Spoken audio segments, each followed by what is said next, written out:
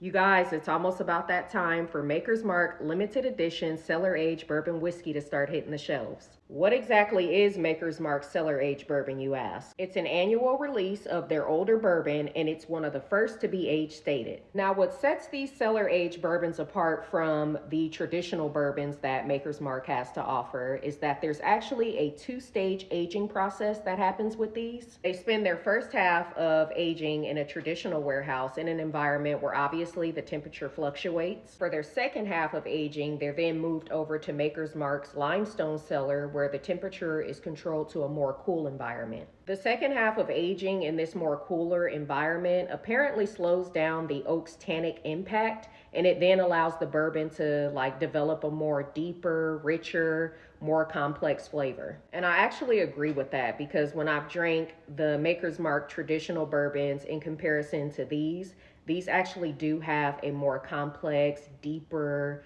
more richer, darker, kind of dark fruit flavor. And they're nice and smooth. These are actually cask strength blends of different ages of bourbons. For example, the 2023 was an 11 and a 12 year, the 2024 was a 12 and a 13 year, and the 2025 is an 11, a 13, and a 14 year. I'm not even gonna lie to you guys. When I initially tried the 2023 when it first dropped, I wasn't necessarily a fan of it at all. It wasn't until I guess the bottle opened up and I came back and revisited the pour. And I can honestly say that out of the two, the 2023 is probably my favorite. So I'm really looking forward to the 2025. The 2025 cellar aged is supposed to be 112.9 proof with an MSRP of about $175. So you guys, hopefully I can get my hands on one.